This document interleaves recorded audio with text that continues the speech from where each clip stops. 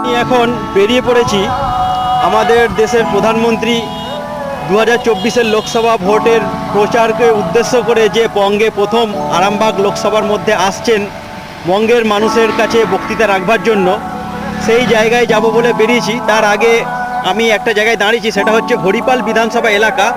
এই যে আমার পিছনে যে একটা বিশাল বড় মাঠ দেখতে পাচ্ছেন, এই যে মাঠটা, এই মাঠটার মধ্যে 2021 সালের বিধানসভার ভোটেতে আমাদের দেশের প্রধানমন্ত্রী শ্রী শ্রী নরেন্দ্র দামোদর দাস মোদী মহাশয় এখানে এসেছিলেন, এখানে এসে বক্তব্য রেখেছিলেন। তো এইখান দিয়ে পাস হচ্ছিলাম বলে একবার আপনাদেরকে ওই মাঠটা দেখিয়ে দিলাম। তো এবার আমি এখান দিয়ে যাব এই দিকে, এই দিকটা হচ্ছে তারকেশ্বর পার হয়ে আমাকে যেতে হবে আরামবাগ লোকসভার মধ্যে। এইখানটা দেখে মনে পড়ে গেল বলে দাঁড়িয়ে পড়লাম, দাঁড়িয়ে একটু আপনাদেরকেও সেই দৃশ্যটা দেখিয়ে দিলাম।